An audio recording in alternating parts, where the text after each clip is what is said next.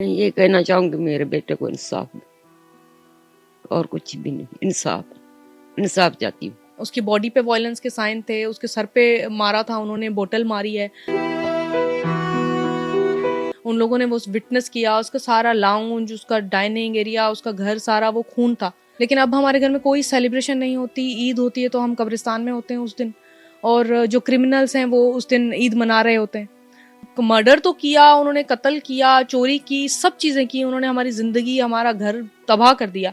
लेकिन उसके बाद उन्होंने जो बेहुरमती की है ना, वो उन्होंने ताला बंद कर दिया, वो ताला मिसगाइड करता रहा। कशफ जो है पारस की बच्ची, वो मुझसे सवाल आके करती है, बाबा कहाँ है? बेल दरवाजे पे बजती है तो भागे भागे जाती है, पापा आ गए, पापा आ गए।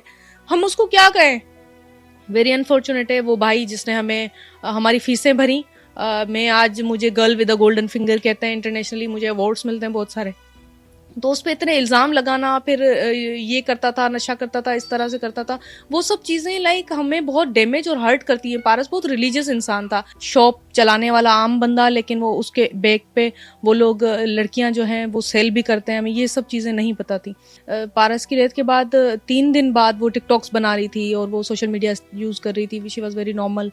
डिजिटल पाकिस्तान की वीडियोस देखने के लिए हमारा चैनल सब्सक्राइब कीजिए और बेल आइकॉन को प्रेस कीजिए ताकि आप हर वीडियो से बाखबर रह सकें। अस्सलाम वालेकुम, आप देख रहे हैं डिजिटल पाकिस्तान और मैं हूं आपका होस्ट सादुर रहमान। आज जो स्टोरी मैं आपके लिए लेके आया हूं, ये स्टोरी सुन के आप इस चीज़ को ज़रूर सोचेंगे कि लालच, हवस और पावर का जो नशा होता है वो ऐसा नशा होता है कि इंसान की ज़िंदगी तबाह कर देता है। मेरे पीछे जो तस्वीर आप देख रहे हैं ये 34 साला पारस की है जो अब इस दुनिया में नहीं है। और पारस हंसती बसती ज़िंदगी गुजार रहा था, शादी हुई और बहुत अच्छी ज़िंदगी थी। उसके बाद क्या होता है, पारस की बहन मेरे साथ मौजूद हैं और इनसे हम बात करेंगे, ये बताएंगी। और जब आप सुनेंगे तो आपको अंदाज़ा होगा कि इंसान रिश्ते बनाने के बाद उनको अगर परखता नहीं है तो उसकी ज़िंदगी में क्या क्या हो जाता है। अस्सलाम वालेकुम। वालेकुम सलाम, कैसे हैं साद, आप ठीक हैं? अल्लाह के शुक्र, आप ठीक हैं सर। मुझे ये बताएं, पारस आपके भाई कब शादी हुई, क्या हुआ था उनके साथ? बेसिकली मैं आपको बता दूं हमारा फैमिली बैकग्राउंड के हवाले से। पारस बहुत एजुकेटेड, वेल मैनर्ड एंड पढ़ा लिखा एक सोबर लड़का बेसिकली। और हमारी फैमिली के हवाले से आपको बताऊं कि हम सब बहुत एजुकेटेड लोग हैं। हमारा ताल्लुक़ लिखने, पढ़ने, इल्म, अदब और आर्ट से है। मैं आर्टिस्ट हूँ, वो भी एजुकेशन डिपार्टमेंट में था। एज दैन दैट वो एफएम पे आरजे था, रेडियो मिट्टी पे काम करता था, बहुत सारे प्रोग्राम्स उसने वहाँ पे किए। और अभी भी मिट्टी उसकी आवाज़ को मिस करता है। और लोग जो हैं मुझे बहुत सारी क्यूरीज़ मेरे पेज पे भी भेज रहे होते हैं। अक्सर तो उसके प्रोग्राम के जो शॉर्ट्स होते हैं वो भी भेज रहे होते हैं, तो उसको बहुत मिस करते हैं लोग। और हम भी, ऑब्वियस है, हमारी फैमिली में वो सबसे बड़ा भाई था, तो सबकी जान थी उसमें। ऑब्वियस है 8 महीने से हमारी ज़िंदगी एक नुक्ते पे आके, एक पॉइंट पे आके रुक गई है, और मुसलसल वो हम एक तकलीफ़ में गुजर रहे हैं। वो आप भी और सब व्यूवर्स भी जानते हैं कि उसका कितनी बेरहमी से मर्डर हुआ है। और तकलीफ़ की बात यह है कि वो मर्डर्स जो हैं वो कोई गैर नहीं, अलग नहीं, वो उसके अपने इन-लॉज़ ही निकले हैं।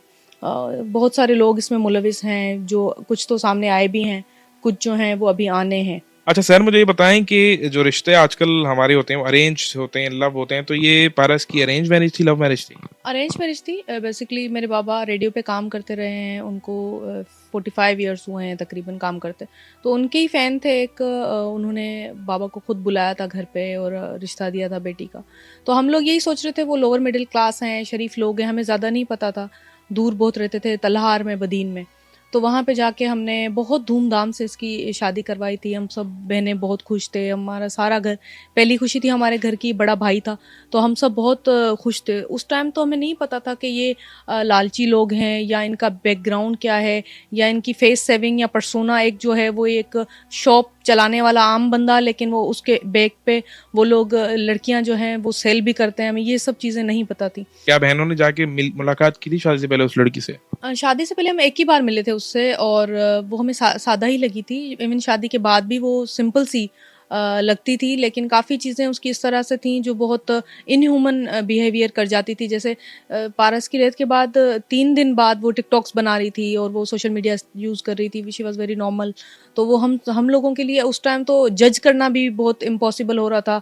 और तकलीफ़ की बात ये थी कि वो हमारे साथ मर्डर के बाद यहाँ पे रही। बहुत अज़ियत में से मैं, मेरी अम्मी, हम लोग सब गुज़रे। हम लोग केस को कैरी कर रहे थे। हम लोग पारस के लिए एक बहुत बड़ी जंग लड़ रहे थे कि उसको जस्टिस मिल जाए। वो एक बहुत कीमती जान था, वो चला गया।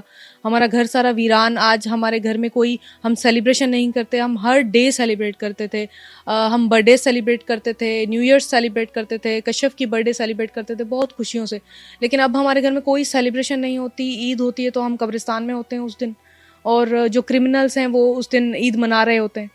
तो ये तो एक सवालिया निशान भी है हमारे मुल्क के कानून के ऊपर कि किस तरह से क्राइम होता है। इम्प्लीमेंटेशन लॉ की ना होने की वजह से लोग जो हैं वो कितनी तकलीफ़ का सामना करते हैं। हम एक एजुकेटेड फैमिली हैं, एक पढ़ी लिखी फैमिली है। हम लोग इतना सब सफ़र कर रहे हैं, वेल नोन लोग हैं हम लोग, इतना सफ़र कर रहे हैं, तो आम इंसान यहाँ पे क्या सफ़र कर रहा होगा। ये बहुत इम्पोर्टेंट बात है कि कानून की, और फिर जब जब क्राइम हो जाता है उसके बाद की इम्प्लीमेंटेशन। मुझे ये बताएं कि शादी होने के बाद इस लड़की की एबनॉर्मेलिटी या इसके कोई ऐसी चीज़ें थी, कोई ख्वाहिशात थी कि जिस तरह से आपने बताया कि सब कुछ हो गया था, तो प्रॉब्लम कब से शुरू हुई? इस लड़की को ऐसा क्या मसला था आपके भाई से? बेसिकली झगड़े तो हर घर में होते हैं। अक्सर झगड़े होते थे तो हम सुलह करवा देते थे। हालात जब काफ़ी ख़राब हो गए थे तो इसने एक बार अब्बा को कहा भी था कि मैं डाइवोर्स करना चाहता हूँ, लेकिन अब्बा ने यही चीज़ कही कि वो मेरे दोस्त की बेटी है, वो लोग इस तरह से ना करो। अब्बा ने समझाया एक बड़ा होने के नाते, और मेरे ख्याल से सारी फैमिलीज़ जो हैं वो इसी तरह से बच्चों को समझाती हैं। लेकिन when someone is done so he is done, हमें वो चीज़ अंडरस्टैंड करनी चाहिए। किसी की मेंटल हेल्थ से ज़्यादा या किसी की लाइफ से ज़्यादा तो कोई भी रिश्ता, कोई भी चीज़ नहीं होती। और वो जिस तकलीफ़ से गुज़र रहा था, काफ़ी बार हम उसको ही समझा रहे होते थे, लेकिन हमें पता था गलती उसकी है। वो मोबाइल तोड़ देती थी, अक्सर गुस्सा बहुत करती थी। उसके भाई जो थे वो बेसिकली मेरे भाई पारस को ब्लैकमेल करते थे। दीदार है, उसका ससुर जो था गुलाम नबी शाह, वो इस पूरे मर्डर को प्लान करने में उसने काम किया है सारा। वो उस टाइम इसको बहुत ज़्यादा ब्लैकमेल करते थे पारस को कि हमें पैसे दे दो, आज बाइक चाहिए, आज मोबाइल चाहिए, आज ये चीज़ चाहिए। अगर ये नहीं देता था तो फिर भाभी इससे लड़ाई करती थी। फरजाना जो है वो इससे लड़ाई करती थी, एंड देन साला जो है ब्लैकमेल करता था, मैं अपनी बहन को ले जाऊंगा, खुला करवा दूंगा, ये वो इस तरह की चीज़ें। काफ़ी चीज़ें तो ये हमसे छुपाता भी था कि हम कहीं एज अ फैमिली जज ना करें, या कोई ऐसी चीज़ ना हो जाए कि कल इसको कुछ कोई कह दे। तो इस लिहाज से वो काफ़ी चीज़ें उनको हेल्प करता था, उनको राशन तक पहुंचाना, उनको खाना, लाइक एवरी मंथ उसका खर्चा जो है उनकी फैमिली का ये सारा उठाता था, सब कुछ करना, राशन लेके बैग्स। अभी लास्ट टाइम जब ये घर गया है उनके 1 नवंबर को ये गया था उनके घर, तो ये राशन के जो बैग्स हैं वो सारे लेके, सामान लेके वहाँ पे गया है। ये 1 नवंबर को इसने घर पे छोड़ा है फरजाना को, और छोटी को वापस ये आया है हैदराबाद, और हैदराबाद से 2 दिन बाद इसका मर्डर हो जाता है। पारस का मर्डर हुआ, वो उस वक्त आपकी आखिरी बात घर वालों की क्या हुई थी, क्या सिचुएशन हुई थी, और डेट क्या थी जिस दिन ये मर्डर हुआ था? हम सब यहाँ कराची में थे। मेरी बहन सदफ यूएसए में थी। सदफ पाकिस्तान की पहली फीमेल पेट्रोलियम इंजीनियर है। उसको वहाँ पे अवार्ड मिला था एक कॉन्फ्रेंस में, तो वो आ रही थी। हम वो सेलिब्रेट करना चाह रहे थे घर पे, तो हम सब भाई बहन यहाँ पे जमा हो गए थे। पारस का वेट कर रहे थे कि ये आ जाएगा, और ये बात है नवंबर की, 5 नवंबर की। वो 5 नवंबर को यूएसए वापस आई थी यूएसए से। तो उसकी लास्ट बात हुई थी पारस से, तो पारस ने उसको यही कहा था कि तुम आ जाओ, मेरे सारे गिफ्ट ले आना, क्योंकि इसने एक लिस्ट पूरी बना के सदफ को दी थी कि ये सारी चीज़ें ले आना, और वो सब चीज़ें जो है किसी और को नहीं देना मेरे गिफ्ट, मैं आके तुमसे खुद ही लूँगा। तो हम उसका वेट ही कर रहे थे बस। मैं उस दिन पीटीवी पे शो करती थी, तो शो करके वापस घर आई थी। अम्मी मेरी बहुत परेशान थी, क्योंकि अम्मी से मुसलसल राब्ते में रहता था। अम्मी इसको वॉइस मैसेज भेज रही थी, 2 दिन हो गए इसका राब्ता नहीं था। तो अम्मी ने कहा 2 दिन हो गए हैं, कल भी इसने कहा था आ जाएगा, आज भी नहीं आया, कल भी नहीं आया, तो उसको ढूंढो। उसको मुसलसल 2 दिन तक ढूंढा है। सलमान ने भी अम्मी को बताया बगैर भी, वो ऑफिस, उसके दोस्तों के घर, हर जगह ढूंढ रहा था उसको कहाँ पे, क्योंकि वहाँ पे उसका जो घर था हैदराबाद में, मेरे बाबा का घर भी उसके घर के करीब है। तो वहाँ पे हम किसी को भी भेज रहे थे तो हमें ये पता चला था ताला दिया हुआ है बाहर से।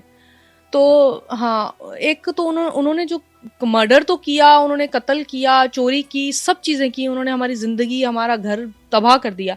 लेकिन उसके बाद उन्होंने जो बेहुरमती की है ना, वो उन्होंने ताला बंद कर दिया, वो ताला मिसगाइड करता रहा और 2 दिन तक इसकी बॉडी अंदर रही। हमें किसी को कुछ इल्म नहीं था, पता नहीं था और we just have been living a normal life. तो हम लोग बहुत नॉर्मल थे उस टाइम, हमें नहीं पता था। लेकिन मेरी अम्मी, एक इंस्टिंक्ट हो गया, उनको वालदा हैं, वो रोना शुरू हो गई कि सलमान मालूम करो कहाँ है ये वो, मेरी बात क्यों नहीं हुई, वो तो आ रहा था।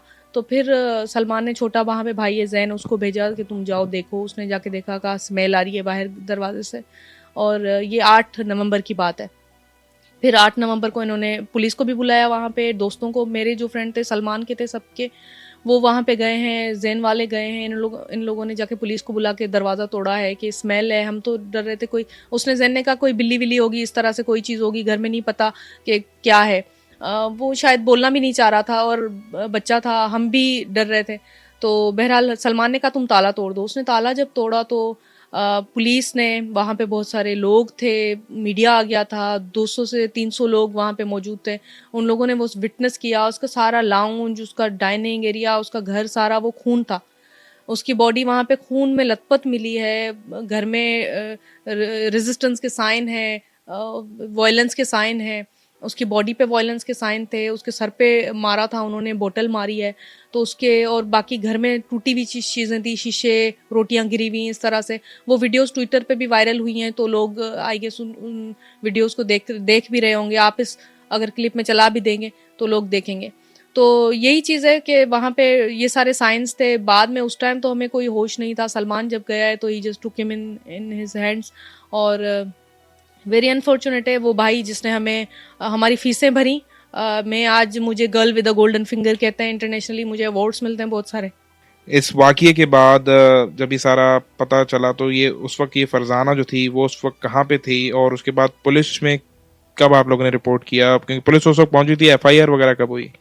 ये गाँव गई हुई थी और उस टाइम वहाँ पे मौजूद नहीं थी, ये अकेला ही था घर पे। और इन्फॉर्मेशन भी लेती रही थी इससे कि घर पे तुम अकेले हो, कौन साथ है। कसम दे के भी पूछ रही थी कॉल पे कि कौन साथ है ये वो। पारस ने अम्मी को बताया था कि उससे मिलने ना, फरजाना का कज़न है इसरार, उसने कहा था वो मिलने मुझसे आ रहा है अम्मी को लास्ट कॉल पे। उसने लास्ट कॉल भी अम्मी की है उसके फ़ोन पे, दोपहर की है 5 नवंबर की। और उस टाइम के बाद तो बस दरवाज़ा तोड़ा है, उसके बाद इसकी बॉडी मिली है and we was just shattered. हमारी सारी लाइफ जो है वो डिस्टर्ब हो गई। और बड़ी बात यह है कि हम we have been fighting his case. तो वहाँ पे जो पुलिस ऑफिसर्स हैं वो इतने इनह्यूमन हैं, हैदराबाद में वेल नोन है, हम लोगों को भी जानते हैं, इस तरह नहीं है कि नहीं जानते। मैंने उनके इतने सारे इंटरव्यूज़ किए हैं, उनके पोर्ट्रेट्स बनाए, लोग जानते हैं। उसके बाद मैं जब वहाँ पे जाती हूँ अपने भाई का केस लेके, मेरी बहनें मेरे साथ होती हैं, तो वो लोग इतने इनह्यूमन है कि हम ये भी करेंगे, देन वो कुछ करते नहीं। तो हैदराबाद पुलिस ने इस केस को इतना लाइट लिया, निगलेक्ट करते रहे बार बार। हम एवरी वीक वहाँ जा रहे थे, हम मालूम कर रहे थे केस का क्या, हमें बहुत अच्छे तरीके से वो डील कर रहे थे, जैसे हाँ कर लेंगे, हमारा अपना केस है, भाई का केस है, कोई मसला नहीं है, ये वो इस तरह से कर रहे थे। इवन एविडेंसेस इतने सारे जो थे, एसएचओ वहाँ पे था सिकंदर कुंभर, उसने एविडेंसेस मिटाए। उनको कुछ अल्लाह बचाए, वो शौक जो है उस टाइम आईओ था, उसको ये भी नहीं पता था डीएनए क्या होता है। इस तरह से आईओ इन्वेस्टिगेशन ऑफिसर होता है, उस पर पूरा केस डिपेंड करता है। उन लोगों ने मिलके सारे एविडेंसेस मिटा दिए, खत्म कर दिए सिकंदर कुंभर और उसने। उसके बाद उन्होंने एक रिपोर्ट अभी बनाई नहीं थी, लेकिन हमें पता चल गया कि ऑब्वियस है ये लोग कोई केस में कुछ भी नहीं कर रहे, किसी को अरेस्ट नहीं कर रहे। हमने अपने सारे जो हमें शकूक थे, हमने उनके साथ शेयर किए थे।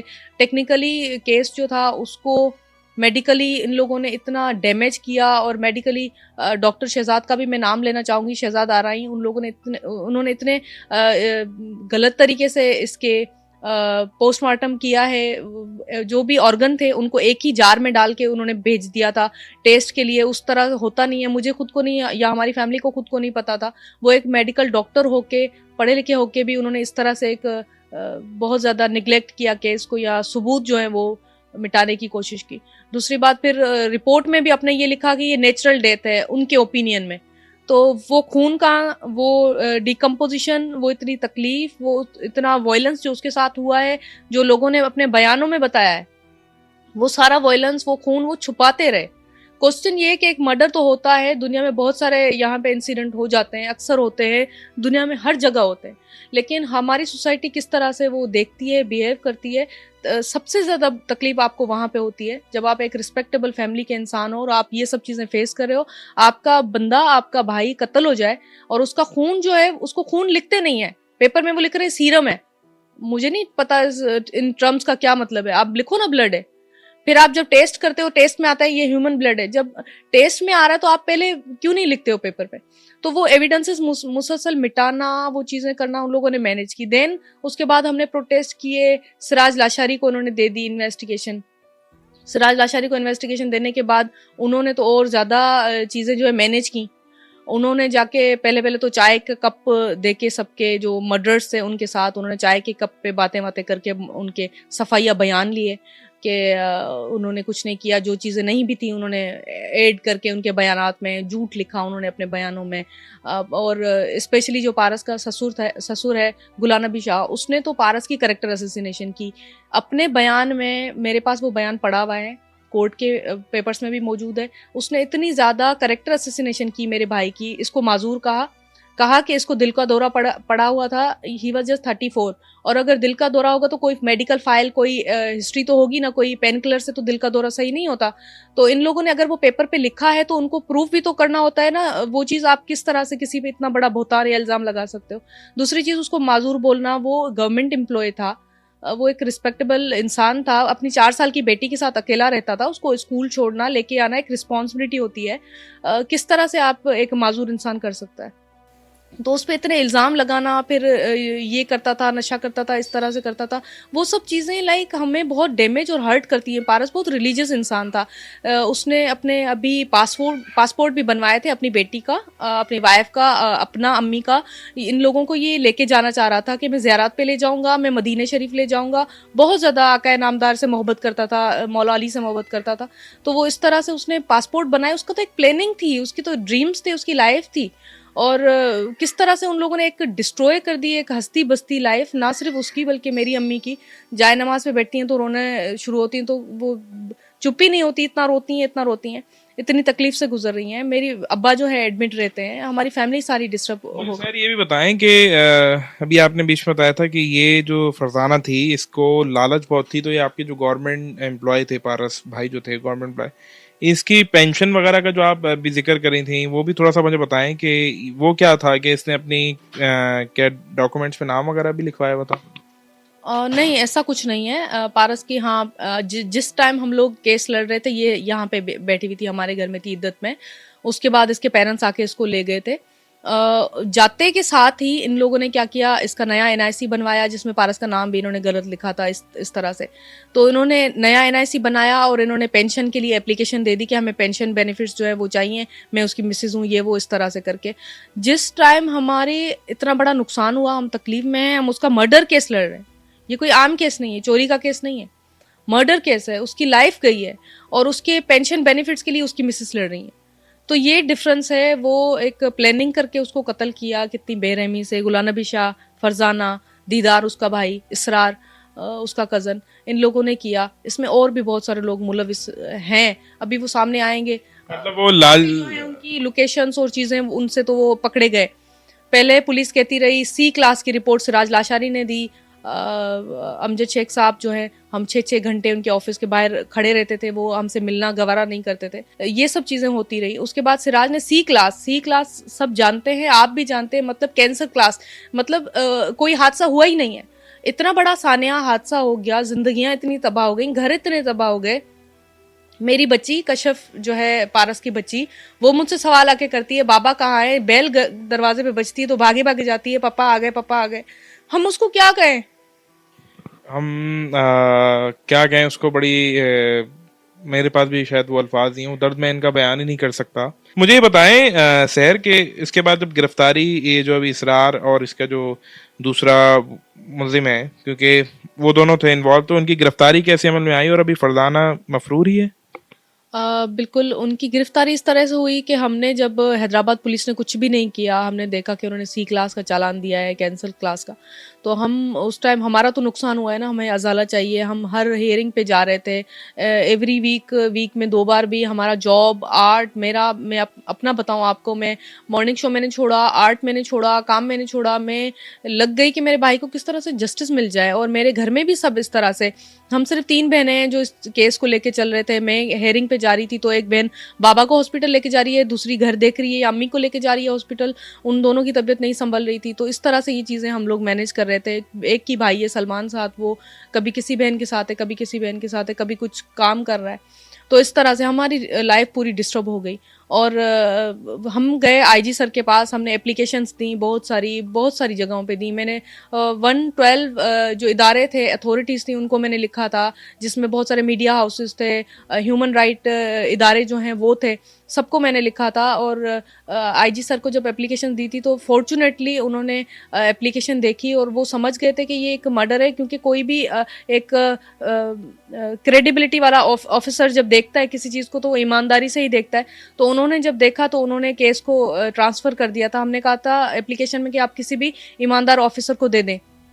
उन्होंने ईमानदार ऑफिसर देख के सांगड़ पुलिस को दे दिया था केस। वहाँ पे सांगड़ पुलिस, वहाँ पे सर बशीर रोही थे, जिनकी मैं थैंकफुल हूँ, आईजी सर की थैंकफुल हूँ, उनकी पूरी टीम जो है, डीएसपी आरआई साहब हैं, उनकी थैंकफुल हूँ, और उनकी पूरी टीम जो है, इन्वेस्टिगेशन ऑफिसर हकीम है, सबकी मैं थैंकफुल हूँ। एंड देन उसके बाद उन्होंने टेक्निकली इन चीज़ों पे काम करना जब शुरू किया तो पहले तो लोकेशंस में से ही जो मेन कुलप्रिट था उसकी लोकेशन निकल आई, और पारस के घर के करीब की लोकेशन निकली।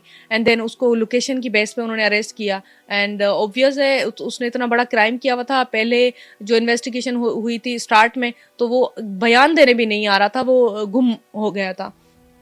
और उसके बाद उसको अरेस्ट किया, उसके फरजाना के भाई दीदार को अरेस्ट किया, जो ब्लैकमेल करता रहा था पारस को पूरा टाइम, कभी किसी चीज़ पे कभी किसी चीज़ पे। और पारस ने वॉइस मैसेज और वीडियोस भी हमें भेजी हुई हैं ग्रुप्स में। वो भेज देता था कि आज दीदार मेरे घर पे लड़की लेके आया है, ये क्यों अपनी फ्रेंड्स को मेरे घर पे लाता है, मेरी बच्ची का घर है। वो रिलीजियस इंसान था पारस, पढ़ा लिखा इंसान था। इसको बताए बगैर वो उसके घर पे इस तरह की हरकतें या चीज़ें करते थे तो इसको वो नागवार गुजरती थी, तो वो हमें बता देता था। और सनम भी इससे, हम बहनें भी पूछते थे कभी कि यार तुम नंबर भेज दो। एक बार तो ऐसा भी होता, हमने बोला था नंबर भेज दो, इन केस ऑफ इमरजेंसी हम कांटेक्ट कर सके तुम।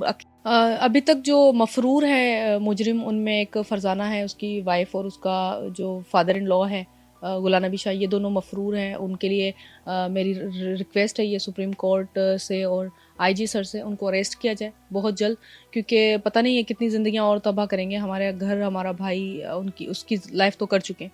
अच्छा जी, इस वक्त जो पारस और सहर इनकी वालदा हैं वो भी हमारे साथ मौजूद हैं, और जाहिर सी बात है उनकी तबीयत ऐसी नहीं है कि वो बात कर सकें, तो बड़ी मुश्किल से मैंने उनसे रिक्वेस्ट की है कि वो किसी तरह हमसे बात करें। अस्सलाम वालेकुम आंटी। वालेकुम सलाम बेटा। अफसोस हो रहा है, खैर पूछना तो नहीं चाहिए मुझे आपसे, लेकिन जिस तरीके से बेदर्दी के साथ पारस को कत्ल किया गया, क्या कहना चाहेंगी? कुछ चंद अल्फाजों में बताएं आप हमें। मैं ये कहना चाहूँगी मेरे बेटे को इंसाफ दे, और कुछ भी नहीं। इंसाफ चाहती हूँ, जो भी दिलवाए इंसाफ दिलवाए, अल्लाह दिलवाए। मेरा नौजवान बेटा था मेरा। वो जो लड़की थी उसको क्या कोई प्यार की कमी थी, या आपने क्या प्यार नहीं दिया, या ऐसा क्या उसके ऊपर कौन सी अल्लाह की लानत थी, क्या क्यों उसने ऐसा कदम उठाया होगा? ये तो पता नहीं, दिखने में तो बहुत अच्छी थी, सबसे प्यार करती, मिलजुल कर रहती थी। पता नहीं, मैं उसको नींद से उठाती नहीं, 2-2 बजे, दिन को 2 बजे उठती थी, उसकी रूटीन थी। मैं उठाती नहीं थी, सबके साथ प्यार मोहब्बत से रहती थी, ऐसा कुछ भी नहीं था। ऐसा पता होता तो मैं छोड़ती। मैं माँ हूँ। क्या कहना चाहिए आखिरी में, जो पुलिस है या मुताल्लिका महकमे, उनको कोई मैसेज देना चाहेंगे आप? बड़ा मुश्किल है, बढ़िया बेटा था आपका, और जिस बेदर्दी के साथ उसके साथ कार्रवाई सारी की गई, कत्ल किया गया, क्या आप अपील क्या करेंगी? शुक्रिया अदा करती हूँ पुलिस का, जिसने पकड़ा। 2 कातिल पकड़े गए बेटा, 2 मफरूर, 2 पकड़े गए। SSP को, उसकी मेहरबानी। हमको इंसाफ चाहिए बस, और कुछ भी नहीं, बस। बड़ा मुश्किल है। आपने देखा कि उनसे बात भी नहीं की जा रही, और किस तरीके से कितना मुश्किल होता है इंसान के लिए। ये बयान करना कि जब किसी अपने को खो देते हैं तो उसके बाद उस दर्द के साथ रहना। पारस की बहन सैर से भी हमने बात की, वालदा से बात की। और मैं समझता हूँ कि हमारे माशरे में ये जो लालच, हवस और ये पावर, पैसे का जो नशा है ना, क्योंकि इस स्टोरी में भी आपको पूरी स्टोरी जानने के बाद ये अंदाज़ा हुआ होगा कि वो एक तो वो लालची थी, उसकी पूरी फैमिली पेशावर किस्म के लालची, प्लस भाई वाले सब लोग ही इस काम में मुलविस थे, और किस तरीके से वो लड़कियों को बेचना, 2 नंबर काम करना। इसमें मेरा ये मैसेज होगा जाते जाते कि जब भी आजकल के दौर में ये डिस्प्ले की देखी हुई चीज़ें और उसके पीछे की हकीकतें ये बड़ी डिफरेंट होती हैं। जब भी कभी आप रिश्ता करने जा रहे हो तो खुसूसी तौर पे जैसे लड़कों को इनकी इंक्वायरी कराई जाती है, वक्त लिया जाता है, आजकल के दौर में लड़कियों की भी इंक्वायरी कराना बहुत इंपॉर्टेंट है। और वो इसलिए इम्पॉर्टेंट है कि इस फैमिली से बात करके आपने अंदाज़ा लगाया होगा ये कितने पढ़े लिखे काबिल लोग हैं, लेकिन उसके बावजूद इंसान को नहीं पता होता कि वो किस मुश्किल में या कैसे इस तरह के लोगों में या किस जाल में फंसने जा रहा है, और उसके बाद अपने प्यारे को खो देता है। तो इस स्टोरी से मुझे इजाज़त दीजिए, नेक्स्ट स्टोरी में आपसे मुलाकात होगी।